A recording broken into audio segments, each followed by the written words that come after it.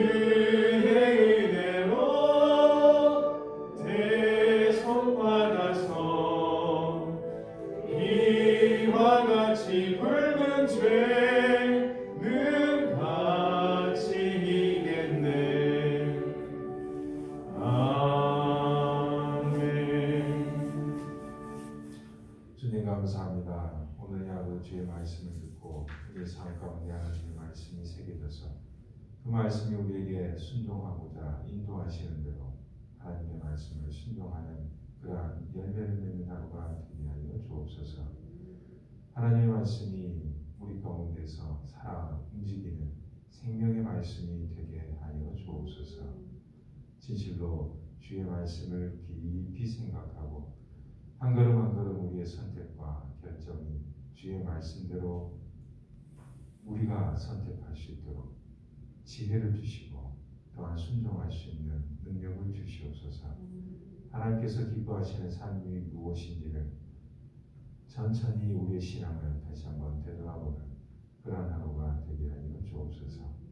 우리를 원하신 예수 이름으로 기도하옵나이다. 아멘.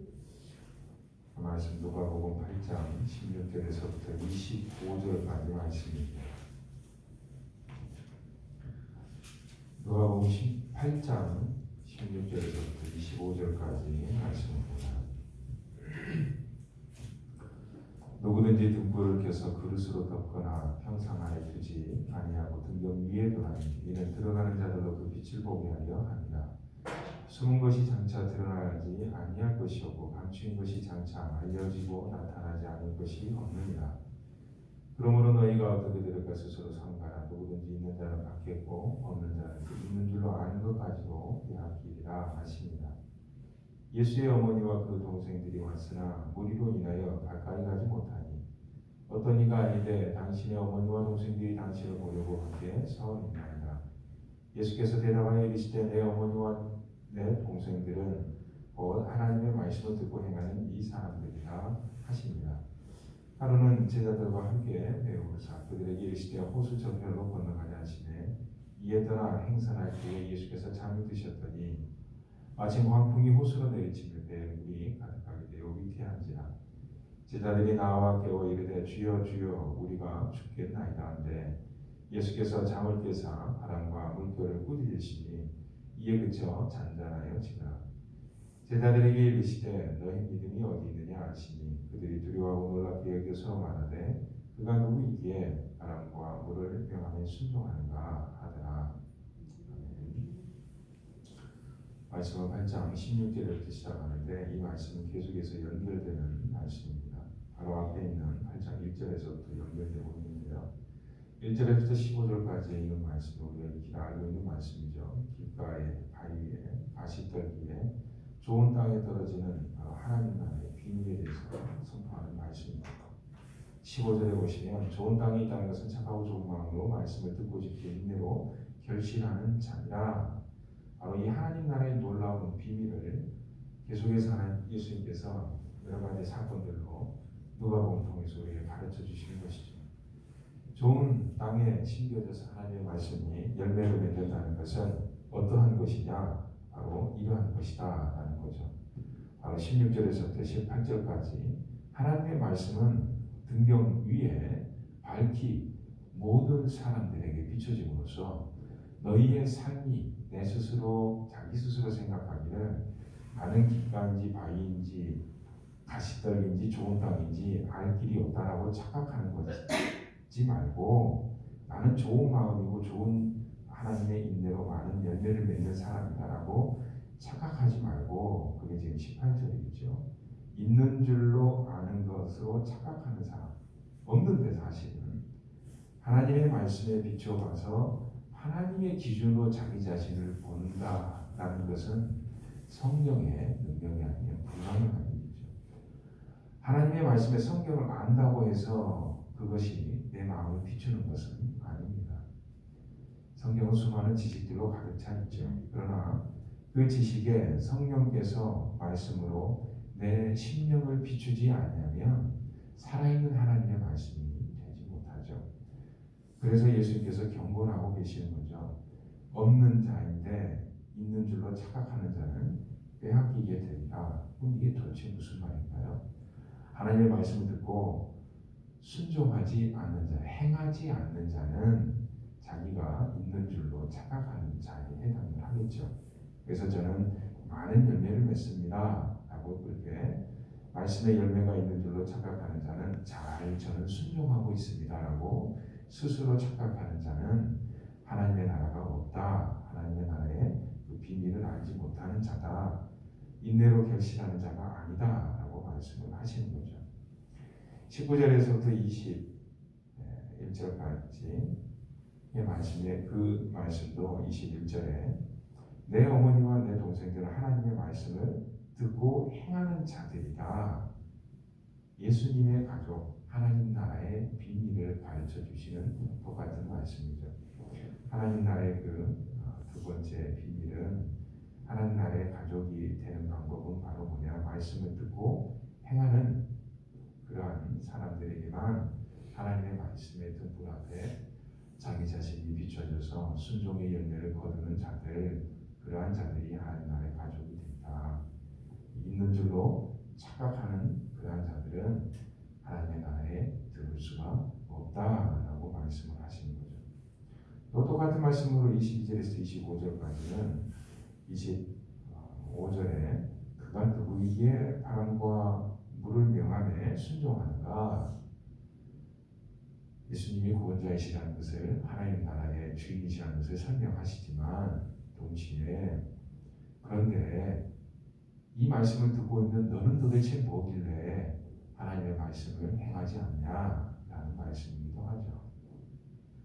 자연, 바람과 물의 창조주로서 예수님이 그들을 명함에 바람과 물도 순종하는데 이 말씀을 듣고 있는 너는 도대체 뭐지? 너는 왜 순종 안 하는데? 라고 우리에게 믿음으로 행하는 그 열매가 과연 우리에게 있는가 없는가? 라고 말씀을 하고 계시는 거죠. 25절에 제자들이 계시되 너희 믿음이 도대체 어디 있느냐? 말씀을 듣는다며, 말씀을 안다며, 근데 너 혹시 너희 믿음은 착각하는 믿음 아니냐?